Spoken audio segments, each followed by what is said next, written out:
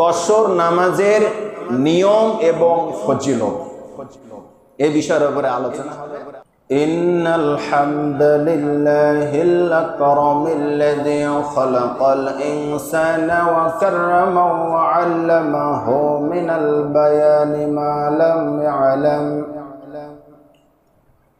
فسبحان الذي لا إحصاء امتنانه باللسان ولا بالقلم نشهد أن لا إله إلا الله وحده لا شريك له ونشهد أن سيدنا وحبيبنا ومولانا محمدا عبده ورسوله الذي أرسله بالحق بصيرا ونذيرا أما بعد فإن خير الحديث كتاب الله وخير الهدي هدي محمد صلى الله عليه وسلم وشر الأمور محدثاتها وكل محدثات بدعة وكل بدعة ضلالة وكل ضلالة في النار فقد قال الله تعالى في كلامه المجيد والفرقانه الحميد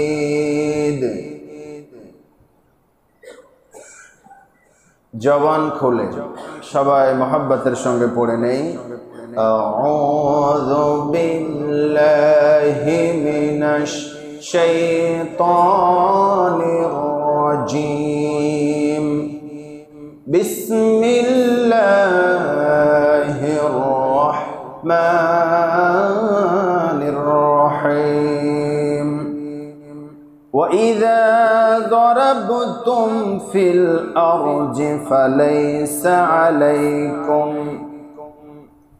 فليس عليكم جناح أن تقصروا من الصلاة إن خفتم أن يفتنكم الذين كفروا إن الكافرين كانوا لكم عدوا مبينا صدق الله العظيم وعن عمر رضي الله تعالى عنه قال رسول الله صلى الله عليه وسلم صدقة تصدق الله بها عليكم فاقبلوا صدقته رواه مسلم إن الله وملائكته يصلون على النبي يا أيها الذين آمنوا صلوا عليه وسلموا تسليما اللهم صل عليه اللهم بارك عليه সকল প্রশংসার একমাত্র মালিককে জোরে বলেন আলহামদুলিল্লাহ। তারপর তার ওই প্রেরিত রাসূল বিশ্ব মানবতার দিশারি সাইয়্যিদুল মুরসালিন খাতামুন নবিয়্যিন আহমদ মুস্তাফা মুহাম্মদ মুস্তাফা সকলে বলি সাল্লাল্লাহু আলাইহি ওয়াসাল্লাম। নবী পাকের রূহ মুবারক অগণিত অসংখ্য দরুদ বর্ষিত হোক। কষ্ট করে আবারও বলি আল্লাহুম্মা সাল্লি আলাইহি আল্লাহুম্মা বারিক আলাইহি।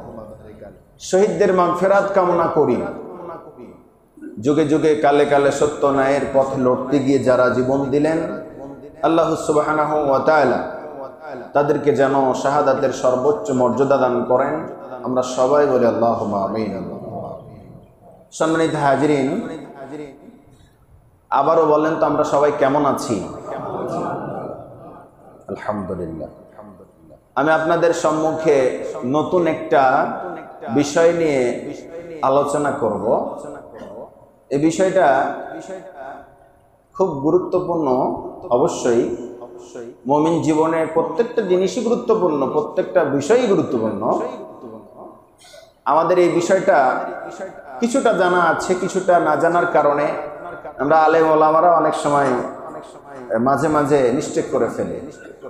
ভাবলাম যে নিজেরও জানা হবে, মুসল্লিদেরও জানা দরকার।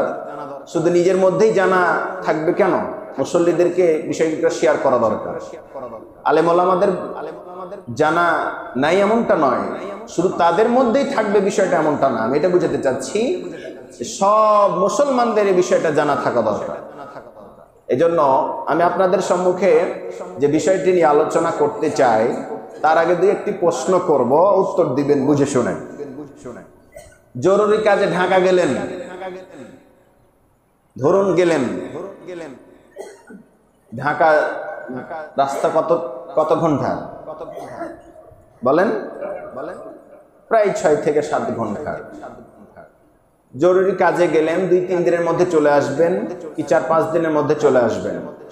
আপনি পাক্কা নামাজি, বাড়িতে নামাজ পড়েন, যথাযথভাবে জামাতের সাথে নামাজ পড়েন, কিন্তু ঢাকা গেলেন 2-3 দিনের জন্য, গেলেন আসলেন, এর মাঝে এক ওয়াক্ত হলো নামাজ পেতে পারেন কিনা? কথা বলেন। এমন কি কেউ আছে যে এখান থেকে রওনা দিবে, ঢাকা যাবে আসবে, প্রয়োজন শেষ করে আসবে, কোনো ওয়াক্তের নামাজ ওখানে পড়তে হবে না? এমন কি কেউ হতে পারে? এরকম হতে পারে কি? না, হতেই পারে। 1 ওয়াক্ত, 2 ওয়াক্ত, 5, 10 ওয়াক্ত হতে পারে, কি তার চেয়ে তো বেশি হতে পারে। এরপরে এখন বিদেশি দেশে অনেক ভাইরাই যাচ্ছেন, ঢাকা থেকে রওনা দিলেন প্লেনে, আপনি ভিন্ন দেশে যাবেন, বিদেশ যাবেন, তখনও নামাজের সময় হতে পারে কিনা? এখন তো ঘড়ির যুগ, কথা বলেন ঠিক না বেঠিক? তারপরে আপনি যে নামাজ পড়বেন, সেই নামাজটা ঢাকা গেলে কয় ওয়াক্ত পড়তে হবে, না কয় রাকাত পড়তে হবে? এর মাঝে কোনো কম বেশি আছে কিনা, আল্লাহর কোনো সীমারেখা আছে কিনা, সিস্টেম আছে কিনা, এটা জানা দরকার সবার, আছে না নাই? এই জন্য ভাবলাম যে এই বিষয়টা নিয়ে একটু আলোচনা করা দরকার। আলোচনার বিষয় কসর নামাজের নিয়ম এবং ফজিলত। কষ্ট যদি না হয় বলেন তো কি বিষয়? কসর নামাজের নিয়ম এবং ফজিলত, এই বিষয়ের উপরে আলোচনা হবে। আজকেই শেষ হয়ে যাবে, এই জন্য খুব মনোযোগ সহকারে কথাগুলো শুনতে হবে। আমাদের দৈনন্দিন জীবনে এটা খুবই এমার্জেন্সি। কত দূর হলে আপনি মুসাফির হবেন, কসর পড়তে হবে, কত দূর না গেলে কোনো কসর পড়তে হবে না, এরকম নানাবিধ সমস্যা উত্তর নিয়ে আজকের কথা হবে। এই জন্য কোনো ঝিমানো যাবে না, ঘুমানো যাবে না, কোনো অলসতা করা যাবে না। যারা একটু অলসতার দিকে চলে যাচ্ছে একটু ইশারা দেন, কিন্তু কথা বলা যাবে না। সম্মানিত হাজিরিন, শুরুতে আমরা কোরআনুল কারীমের যে আয়াতে কারিমাটা তেলাওয়াত করেছি সেটার অর্থ জেনে নেই সংক্ষেপে। আল্লাহ সুবহানাহু ওয়া তাআলা বলেন, যখন তোমরা সফরে বের হবে তখন যদি নামাজ কসর করে নাও, কমিয়ে দাও, কসর করো, তাতে কোনো তোমাদের দোষ নাই। সুবহানাল্লাহ বলেন। যখন তোমরা সফরে বের হবে তখন নামাজকে কসর করলে তোমাদের এতে বাধা নাই। আবারও বলেন সুবহানাল্লাহ। যদি তোমাদের এই আশঙ্কা থাকে, ভয় থাকে যে কাফেরেরা, মুশরিকেরা মানে কাফেরেরা আপনাদেরকে বা আমাদেরকে বিপর্যস্ত করে ফেলবে, তাহলে অবশ্যই সতর্ক থাকবে, অবশ্যই সতর্ক থাকবে। কারণ শয়তান যেমন দুশমন, আল্লাহর কোরআন সাক্ষী, কাফেরেরাও কিন্তু মুসলমানদের চরম দুশমন, প্রকাশ্য দুশমন। কথা বলেন ঠিক না ঠিক? হাদিসে এসেছে নবীজি সাল্লাল্লাহু আলাইহি ওয়াসাল্লাম বলেছেন কসর নামাজের ব্যাপারে, কসর নামাজ তোমাদের জন্য একটা সাদাকা। এই সাদাকা দান করেছেন আমার আল্লাহ। সুবহানাল্লাহ বলেন। এই কসর নামাজ হচ্ছে সাদাকা, আর এই সাদাকা দান করেছেন কে? স্বয়ং আল্লাহ। সুতরাং এই সাদাকা তোমরা সবাই মিলে কি করো? গ্রহণ করো। সহিহ মুসলিমের হাদিস এবং মুসনাদ আহমদের 174 নম্বর হাদিস থেকে আপনাদেরকে শোনালাম। সম্মানিত হাজিরিন, তাহলে সূরা নিসার 101 নম্বর আয়াত থেকে আজকের কথা শুনবো। কষ্ট না হলে বলেন তো কত নম্বর সূরা, না কোন সূরা? সূরা নিসা কত নম্বর আয়াত? 101 নম্বর আয়াত।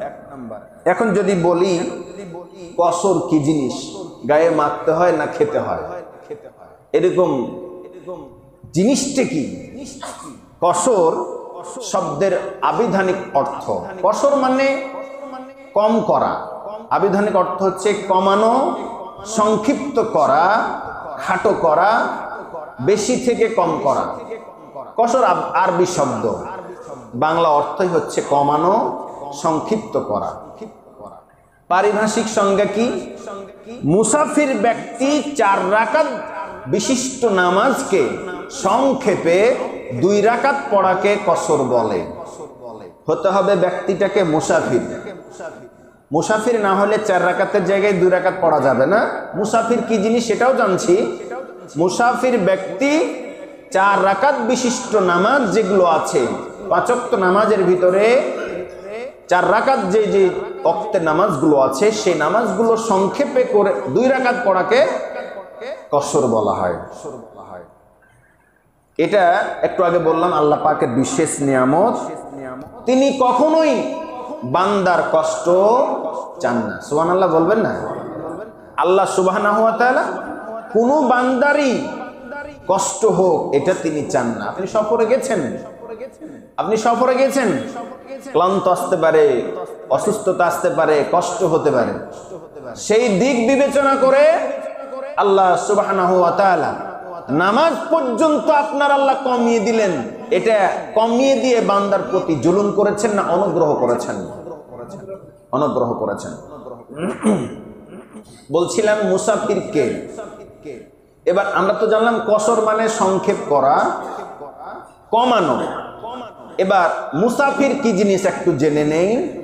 মুসাফির আপনি, আমিও হতে পারি, আপনিও হতে পারি। কখন হব? যখন সিস্টেমের মধ্যে পড়ব তখন আপনি মুসাফির হবেন, আমি মুসাফির হব। সেই সিস্টেমটা কি? মুসাফির মানেই হচ্ছে ভ্রমণকারী বা সফরকারী। যিনি সফর করছেন বা ভ্রমণ করছেন তাকেই বলা হয় মুসাফির। তবে যে কোনো ব্যক্তিকেই মুসাফির বলা যাবে না। মুসাফির হওয়ার জন্য কিছু নিয়ম আছে। যেমন মুসাফিরের সংজ্ঞা, যদি কোনো ব্যক্তি, আপনি হন অথবা আমি হই, যদি কোনো ব্যক্তি আপনার বাসস্থান থেকে, নিজ এলাকা থেকে যদি কোনো ব্যক্তি 48 মাইল অতিক্রম করায়, অর্থাৎ বর্তমান সময়ে কিলোমিটার তো আমরা বুঝি, বলেন কিলোমিটার বুঝি কিনা? 48 মাইল সমান 77 কিলোমিটার। কষ্ট না হলে বলেন তো কত কিলোমিটার? 77 কিলোমিটার। এর ওপরে, এর নিচে না। 48 মাইল অথবা 77 কিলোমিটার আপনার নিজ এলাকা থেকে যখন আপনি দূরে অবস্থান করবেন, কোথাও যাওয়ার নিয়ত করে এলাকা ত্যাগ করবেন, তখন থেকেই আপনি হয়ে গেলেন মুসাফির। কথা কি বুঝতে আর বাকি আছে? সেটা আপনিও হতে পারেন, আমিও হতে পারি। এই চরমনপুর দক্ষিণ পাড়া বা এই এলাকা থেকে, ধরেন চাঁপাইনবাবগঞ্জ থেকে, বাংলা কথা আর বাড়ানোর দরকার নেই, চাঁপাইনবাবগঞ্জ শহর থেকে যখন আপনি কোথাও রওনা দিবেন, 48 মাইল কিংবা 77 কিলোমিটার যখন অতিক্রম হয়ে যাবে, তখন থেকে আপনি মুসাফির হয়ে গেলেন।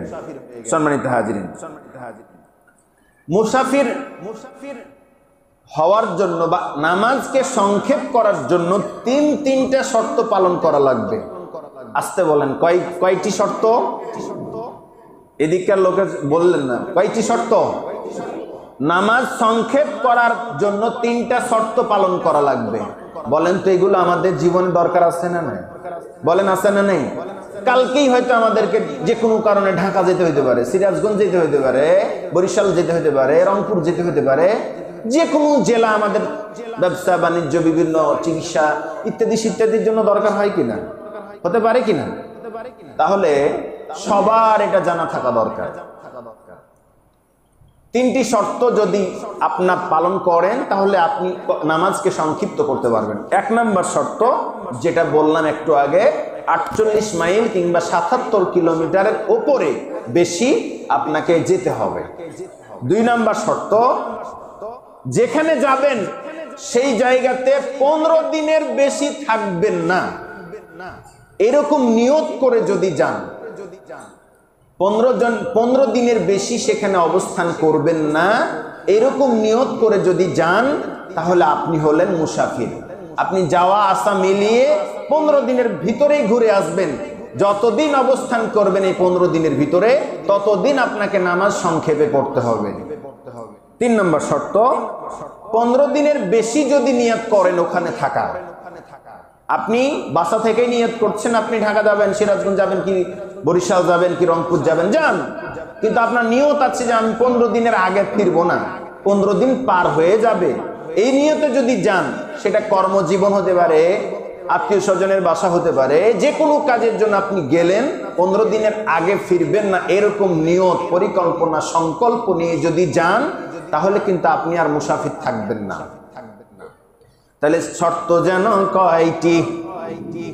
1 নম্বর শর্ত, 48 মাইল অতিক্রম করতে হবে। এখন আমি আপনাদেরকে যদি প্রশ্ন করি, ধরেন আপনি বাসা থেকে রওনা দিয়েছেন ঠিক মাগরিবের নামাজ পড়ে, ট্রেন হলো মাগরিবের কিছুক্ষণ পর, এই আমনুরা যেতে না যেতে আপনার এশারে নামাজের আজান হয়ে গেল।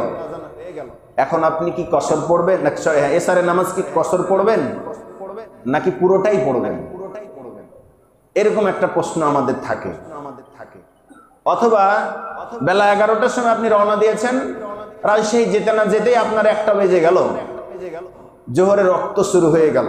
মনে রাখবেন, দিনে রাত্রে কয়েকটা নামাজ, আরো জোরে বলেন কয়েকত? 5 ওয়াক্ত নামাজের ভিতরে 4 রাকাত নামাজ আছে কয়েকতের ভিতরে, জোরে বলেন। 3 ওয়াক্তের ভিতরে 4 রাকাত নামাজ আছে, ফরজ নামাজ। সেগুলো কি একটু বলেন তো? জোহর, আসর এবং এশার। এই 3 ওয়াক্ত নামাজকে 4 রাকাতের জায়গায় 2 ওয়াক্ত পড়ে সালাম ফিরে নিলেই না। ইমাম আবু হানিফা রাহমাহুল্লাহ বলেন, সহ আরো অনেক ওলামা একরাম কোন হাদিস থেকে ব্যাখ্যা দিয়ে বলেছেন, 4 রাকাত নামাজকে 2 রাকাত করে পড়বেন, কোনো আপত্তি নাই, 4 রাকাতের সমান সওয়াব আল্লাহ আপনার আমল নামায় লিখে দিবেন। বলেন সুবহানাল্লাহ। এই জন্য সমস্যা নেই। জোহরের নামাজ, রাজশাহী গেলেন, রক্ত শুরু হয়ে গেল, বলেন তো চাপাই থেকে রাজশাহীর দূরত্ব কত? জি 50 কিলো। এখনো কি 77 কিলো হয়েছে? তাহলে কতটুকু পড়তে হবে?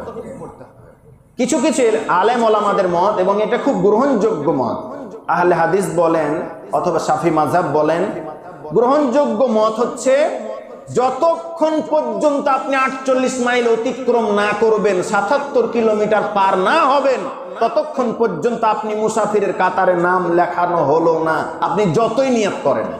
কথা কি ক্লিয়ার? কথা কি ক্লিয়ার? আপনি যতই নিয়ত করেন ঢাকা যাবেন, কিন্তু রাজশাহী গেলেন, জরুরি কাজে ফোন চলে আসলো, আপনাকে যেতে হবে না, ফিরে চলে আসলেন না, এটা করতে পারবেন না। আপনাকে এশারের নামাজ একটু আগে বললাম, মাগরিবের পরে আপনার ট্রেন ছিল, রাজশাহী যেতে না যেতে এশারের রক্ত শুরু হয়ে গেছে, 48 মিনিট 48 কিলো মানে মাইল যেতে পারেন নাই, 77 কিলোমিটার পার হন নাই, তার আগে এশারের রক্ত শুরু হয়েছে, আপনাকে পরিপূর্ণই নামাজ পড়তে হবে। এটা হচ্ছে একদল আলেম ওলামাদের মত, এবং খুব শক্তিশালী মত, খুব গ্রহণযোগ্য মত, মেনে নেওয়ার মতো মত। কারণ আপনি যে কোনো কারণে ব্যাক করতে পারেন কিনা, কথা বলেন, পারেন। অতএব এটা হচ্ছে গ্রহণযোগ্য মত। তবে কিছু কিছু ফোকায়ে কেরামদের মতে, যেহেতু আপনি বাসা থেকে নিয়ত করেই ফেলেছেন যে আপনি ঢাকা যাবেন, রক্ত শুরু হয়ে গেছে এশার কিংবা আসর কিংবা জোহরের, আপনি বিশ্ব রোড যান, তারপরে আমনুরা যান, অথবা গোদাগাড়ি যান, অথবা রাজশাহী যান, যেখানে রক্ত শুরু হবে সেখান থেকে আপনাকে কসর করা শুরু করতে হবে। এখানে দুইজনেরই যেহেতু মত আছে, আমরা বাড়াবাড়ি করব না, আমল একটা করলেই হলো। তবে আমার কাছে গ্রহণযোগ্য মত হচ্ছে আগেরটা, যতক্ষণ না পার হতে পারছি ততক্ষণ কেমন যেন মুসাফির আমাকে মানাই না। এই দুইটাই মত আছে, যে কোনো একটা গ্রহণ করলেই হলো। কসর নামাজ সম্পর্কে হাদিস নবীজি সাল্লাল্লাহু আলাইহি ওয়াসাল্লাম বলছেন, ইয়া আহলা মক্কা, হে মক্কাবাসী, হাদিস বর্ণনা হয়েছে মক্কায় থাকা অবস্থায় মক্কাবাসীকে লক্ষ্য করে নবীজি বললেন, ইয়া আহলা মক্কা, হে মক্কাবাসী, লা তাকসুরু সালাতাম ফি আদনা মিন আরবাআতি বুরুদ। হে মক্কাবাসী, 4 বারিদের কমে কসরে নামাজ আদায় করিও না। 4 বারিদের কমে কসরের নামাজ করিও না। ইমাম বুখারী রাহমাহুল্লাহ বলেন, সহিহ বুখারীর আর একটা হাদিস শুনুন, তাহলে আরো সুন্দর লাগবে, মজবুত হবে। ওয়াকানা ইবনে ওমর ইবনে আব্বাস, একজন নয় দুইজন প্রসিদ্ধ বিশিষ্ট সাহাবীদের মধ্যে যারা অন্যতম, সেই রকম 2জন বিশিষ্ট সাহাবীদের নিকট থেকে বর্ণনা হাদিস সহিহ হওয়ার ক্ষেত্রে কি কোনো সন্দেহ আছে? মজবুত দলিল হযরতে ওমর ইবনে আব্বাস থেকে বর্ণিত হাদিস। একসুরানি ওয়া ইফতিরানি ফি আরবাআতি বুরুদ ওয়া হিয়া 16 ফারশাখা। বলেন আল্লাহু আকবার। নবীজি বলেন, 4 বারিদ সফরের সময় কসর করে পড়া রোজা ভাঙার কথা বলেছেন, আর সেটি হলো 16 ফরসখ। এগুলো সব আরবি শব্দ, বুঝতে একটু কষ্ট হলো। একটু আগে বারিদ বললাম, আবার বলছি ফরসখ। আসলে জিনিসটা কি ব্যাখ্যায় চলুন। ফরসখ এবং বারিদের ব্যাখ্যা। প্রথমে আসবো ফরসখের ব্যাখ্যা। 1 ফরসখ সমান 3 মাইল। 1 ফরসখ সমান কয় মাইল? কথা না বললে বুঝি না, আপনাদেরও বুঝতে কষ্ট হবে। কথা বলেন, 1 ফরসখ সমান কয় মাইল? 3 মাইল। তাহলে একটু আগে বললাম 16 ফরসখ দূরত্ব অতিক্রম করার পরে নামাজ কসর করতে বলেছেন। যদি বলি 16 গুণিত 3, তাহলে কত হয়? 3 × 16 = 48। তার মানে 1 ফরসখ সমান 3 মাইল। 16 ফরসখের নিচে যেহেতু কসর করতে নিষেধ করেছেন, তাহলে 3 × 16 মানে 3 × 16 = 48 মাইলের কথাটা আমরা পেলাম। আর একটা পূর্বের হাদিস থেকে শিখলাম, সেটা হলো 4 বারিদের কমে তোমরা এই কসর নামাজ করিও না। 4 বারিদ সমান কতখানি সেটাও বলছি শুনুন। 1 বারিদ সমান 12 মাইল। 1 বারিদ সমান কয় মাইল? 12 মাইল। তাহলে 4 × 12 = 48। তাহলে ফরসখ বলেন অথবা বারিদ বলেন, উভয় দুইটা হাদিস থেকে যে দলিল পেলাম সেটা হচ্ছে 48 মাইল। কথা বলেন, কয় মাইল? 48 মাইল অতিক্রম হয়ে গেলেই আপনাকে আমাকে নামাজ 4 রাকাতের জায়গায় পড়তে হবে কয় রাকাত? কোন ওয়াক্তে? জোহর, আসর এবং এশা। এর বাইরে থাকলো কয় ওয়াক্ত? 2 ওয়াক্ত। বলেন তো কি কি? মাগরিব এবং ফজর। মাগরিব এবং ফজরে কোনো কসর হয় না। আবার বলেন, মাগরিব এবং ফজরে কোনো কসর হয় না। এটা আমাদের জানলে কি কোনো দোষ আছে? জানলাম তো, এটা কি কোনো দোষ হলো? আলহামদুলিল্লাহ। সম্মানিত হাজিরিন, কসর নামাজের আরো কিছু গুরুত্বপূর্ণ মাসআলা বলেন, শিক্ষা বলেন, দলিল বলেন, জানার বিষয় বলেন, একটু কান খাড়া করে শুনুন। বিশেষ করে বেশ কয়েকটা আছে, শুধু পয়েন্ট আকারে বলবো, মনোযোগ সহকারে শুনতে হবে। 1 নাম্বার, শুধু 4 রাকাত বিশিষ্ট নামাজেই কসর করতে হবে। মাগরিব, ফজর, সুন্নাত এবং বেতরের নামাজে কসর চলে না। তাহলে আমরা মাগরিব, ফজর সাথে বেতর এবং সুন্নাত নামাজগুলোকে কসর করা যায় না। তাহলে এটা আমরা জানলাম। মাগরিবেও হয় না, ফজরেও হয় না। যে সুন্নাতগুলো আছে, টোটাল 5 ওয়াক্ত নামাজের ভিতরে সুন্নাত কত রাকাত? কথা বললে না বললে বুঝি নেই। কত রাকাত? 12 রাকাত সুন্নাত। এটাও জানতে হবে নাকি? লজ্জার কথা তো। জোহরে কয় রাকাত বলেন তো? গুরুত্বপূর্ণ সুন্নাত, সুন্নাতে মুআক্কাদা যেটাকে বলে, কয় রাকাত? 12 রাকাত। বলেন তো কয় রাকাত? জানা আছে, বলি নাই সাহস করে। এতেও জোহরে হচ্ছে আগে 4 পরে 2, কত হলো? 6 হলো। আসরে সুন্নাত নেই। মাগরিবে 2, কত হলো? 8। এশারের সময় 2, কত হলো? ফজরে 2, কত হলো? এই 12 রাকাত আবশ্যক সুন্নাত, সুন্নাতে মুআক্কাদা। তাহলে আমরা জানতে পারলাম মাগরিব, ফজর সুন্নাত এবং বেতরের নামাজে কোনো কসর হয় না, বাকিটা জোহর, আসর এবং এশারের ফরজ নামাজে কসর রয়েছে। এখন ধরেন আপনি এমন একটা জায়গায় গেলেন, আপনি আলেম মানুষ অথবা ইমাম মানুষ, আমরা গেলাম একটা মসজিদে গেছি, আমি মুসাফির তারা টের পাই নাই, আমাকে বলতেছেন হুজুর এত বড় টুপি আর এত বড় জুব্বা, আপনি তো আল্লাহর ওলি, সুতরাং আপনি নামাজ পড়ান, আমাদের ইমাম আজকে ছুটিতে। আমি যে মুসাফির এটা ওরা খেয়াল করে নাই, আমাকে দিল, আমি কি না করতে পারবো? করলাম। সিস্টেম আছে ইসলামে। এটা হয়তো মনে করবেন যে কেন আপনি যাবেন, ভিন্ন এলাকায় ভিন্ন দেশে ওদের সূরা আলাদা, হয়তো কেরাত আলাদা, এরকম কি কথা বলে? ওদের সূরা কেরাত কি আলাদা? না, আলেম মানুষ সম্মান দেখে আমাকে বললো আপনি যান ইমামতি করেন, আমি ইমামতি করলাম। ধরেন আমি মুসাফির, তারা জানে না, আমার উচিত তাদেরকে বলে দেওয়া যে ভাই সব মুসল্লিন একরাম, আমি মুসাফির, আমি 2 রাকাত নামাজ পড়েই সালাম ফিরে দেব, বাকি 2 রাকাত আপনারা যেরকম নামাজের রাকাত না পেলে দাঁড়িয়ে নামাজ পড়েন, ঠিক সেভাবে নামাজ আদায় করবেন। এটা ইমামকে অগ্রিম বলে দিতে হবে। সুবহানাল্লাহ বলেন, কি সিস্টেম আল্লাহ রাসূল ইসলাম আমাদেরকে শিখিয়েছে। এখন যদি মনে করেন যে না আমি ঝামেলা জোড়াতেই যাব না, ওখানকার ইমাম ওখানকার মুসল্লি দিয়ে নামাজ পড়াবো, তাহলে স্থানীয় ইমাম নামাজ পড়ুক, আপনি হলেন মুসাফির, পিছনে নামাজ পড়ছেন, আপনাকে 2 রাকাত ফিরেই সালাম ফিরতে হবে না। ওরা যত রাকাত পড়বে অর্থাৎ 4 রাকাতই নামাজ আপনাকে ইমামের পিছনে মুসল্লি সেজে পড়তে হবে। আবারও বলেন সুবহানাল্লাহ।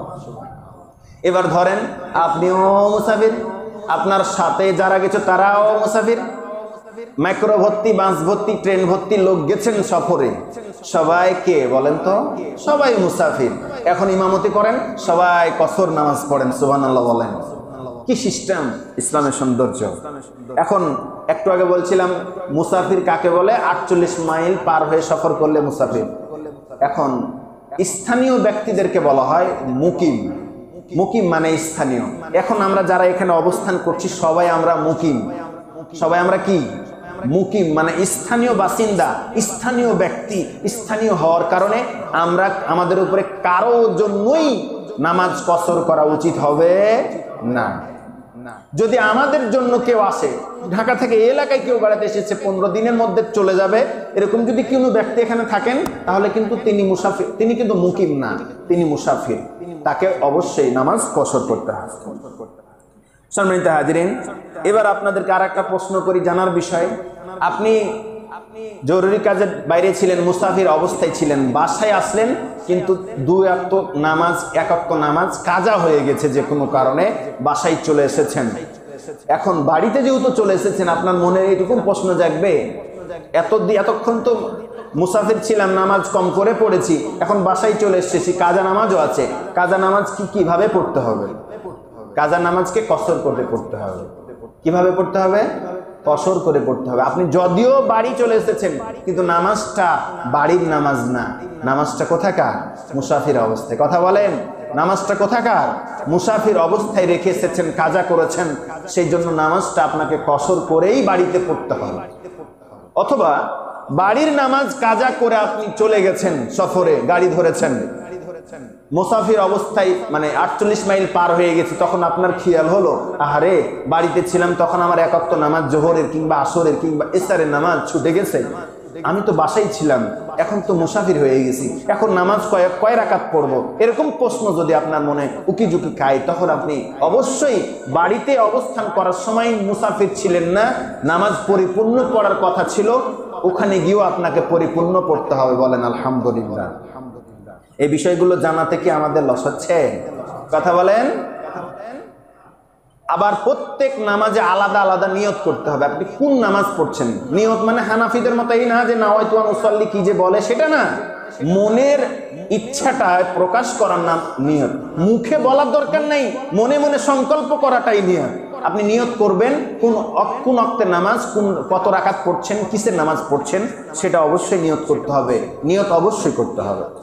মুসাফির ব্যক্তি যদি খুবই ব্যস্ত থাকে, চিকিৎসা হোক, বাণিজ্য হোক, ব্যবসা হোক, এমন এমার্জেন্সি কাজে পড়ে গেলেন, যার কারণে আপনি সুন্নাত নামাজগুলো, যেটা একটু আগে বললাম 12 রাকাত সুন্নাত 5 ওয়াক্ত নামাজের ভিতরে, 5 ওয়াক্তের নামাজের 12 রাকাত সুন্নাত আপনি ব্যস্ততার কারণে চাইলে ছেড়ে দিতে পারবেন। ইসলাম আপনাকে সুযোগ দিয়েছেন, বলেন আলহামদুলিল্লাহ।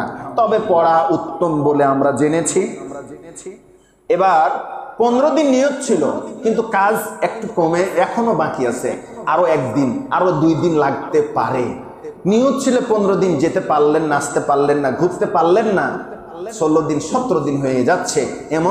এমন যদি হয় 2 থেকে 1 দিন আরো বেশি থাকতে হয়, তখনও আপনাকে কসর পড়তে হবে, কারণ আগে থেকে আপনার নিয়ত ছিল।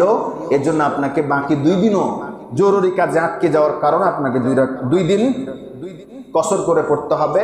তবে অনেকের মত আছে, মতভেদ আছে, আমরা সেদিকে যাচ্ছি না। 2 রাকাত নামাজ, 2 রাকাত নামাজ বা 3 রাকাত নামাজ, ওয়াজিব নামাজ যথাযথভাবে পড়তে হবে। একটু আগে যেটা বললাম মাগরিব এবং ফজর। এরপরে যেটা বিষয় সেটা হচ্ছে যে আমরা অনেক সময় মনে করি, মনের মধ্যে একটা পরিবর্তন আসে না, আরে জোহরের নামাজ 4 রাকাত, সবাই 4 রাকাত পড়ছে, আমি কিভাবে 2 রাকাত পড়ি? না, মনকে আমি বুঝাইতে পারছি না, এরকম মনে করাও যাবে না, কারণ বিধানটা দিয়েছেন কে? জোরে বলেন কে? এজন্য আপনার মনে ইসলাম চলবে না, শরীয়ত চলবে না। যেহেতু আল্লাহ আপনাকে সুযোগ দিয়েছেন, আপনাকে গ্রহণ করতেই হবে। একটু আগে হাদিস তো তেলাওয়াত করে বললাম, আল্লাহ বলছেন এটা তোমাদের জন্য আমি সাদকা দিয়েছি, আমার পক্ষ থেকে এটা গিফট, উপহার। সেই উপহারটা তোমরা স্বাচ্ছন্দ্যে গ্রহণ করো। আমি ইমাম হয়ে, আপনি মুসল্লি হয়ে আপনাকে যদি একটা আতর গিফট করি, আপনি কি ফিরিয়ে দিবেন? কথা বলেন। সামান্য একটা আতর আপনাকে গিফট করলে, উপহার দিলে আপনি গ্রহণ করবেন, ফেরত দিবেন না।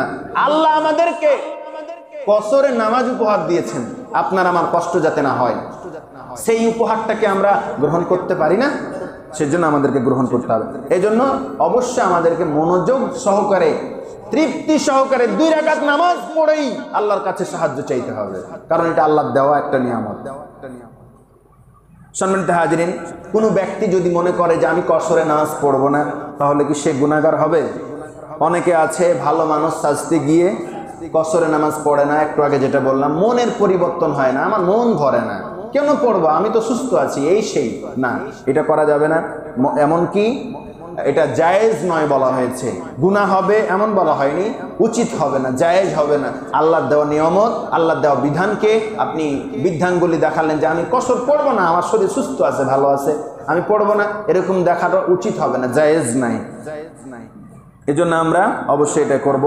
আবার আরেকটা কথা, অনেকে হয়তো মনে করবেন যে নবীজি সাল্লাল্লাহু আলাইহি সাল্লামের যুগে কাফেরদের একটা ভয় ছিল, কখন না জানি কাফেরের আক্রমণ করবে, তাড়াতাড়ি 2 রাকাত নামাজ পড়ে পালিয়ে যায় কিংবা চলে যায়, স্থান ত্যাগ করি, এরকম একটা সম্ভাবনা ছিল। আমাদের সময়ে, এখন পরিবেশে, এখনকার সমাজে তো কাফেরদের ভয় নাই, ভীতি নাই, সুতরাং কেন সংক্ষেপ করব, এরকমটাও বলা উচিত হবে না। কারণ আল্লাহ রাসূলের জামানায় যেমন কাফেরদের ভয়ের কারণে 2টা কারণ, একটা হচ্ছে কষ্ট যাতে না হয়, আর একটা কারণ কাফেরদের ভয় থেকে বাঁচানোর জন্য সংক্ষেপ করা নামাজের বিষয়টা, এরকম কারণ আমরা পেয়েছি। যদিও কাফেরদের ভয় এখন নেই, তবু আমাদেরকে নামাজ সংক্ষিপ্ত করতে হবে। দলিল সূরা নিসার 101 এবং মুসনাদে আহমদের হাদিস যেটা তেলাওয়াত করেছি সেটা পেলাম। আরও কিছু দলিল আমরা যদি নিই, হজের সময়, হজ, উমরা এবং বিভিন্ন যুদ্ধে নবীজি সাল্লাল্লাহু আলাইহি সাল্লাম নিজে কসরে নামাজ পড়েছেন, সুবহানাল্লাহ বলেন। তাহলে আল্লাহ রাসূল চাইলে হজের সময়, তারপরে উমরার সময় কিংবা যুদ্ধের সময় না পড়লেও পারতেন, কিন্তু পড়েছেন। শুধু কি তাই? ইবনে ওমর রাদিয়াল্লাহু হতে বর্ণিত, তিনি বলেন আমি নবীজি সাল্লাল্লাহু আলাইহি সাল্লামের সাথে ছিলাম। ইবনে ওমর বলতেছেন আমি নবীজি সাল্লাল্লাহু আলাইহি সাল্লামের সঙ্গে ছিলাম, তিনি সফর অবস্থায় 4 রাকাতের জায়গায় 2 রাকাত নামাজ পড়েছেন, আমি নিজে স্বয়ং চোখে দেখেছি। আর কি চাই? আবু বকর, ওমর রাদিয়াল্লাহু তাআলা আনহু তাই করতেন। এখন আপনি বিমানে আছেন, গাড়িতে আছেন, স্টিমারে আছেন, ট্রেনে আছেন, উঠে চলতেছেন কিংবা পানি পথে অথবা স্থলপথে, বাস ট্রাকে, যেখানেই যান না কেন, আপনি সর্ব অবস্থায় আপনি মুসাফির হবেন যদি এই সিস্টেমের মধ্যে পড়ে যান। 48 মাইল পার হয়ে যায়, 15 দিনের আগেই যদি চলে আসতে চান, তাহলে পরে আপনি মুসাফির হিসাবে গণ্য হবেন।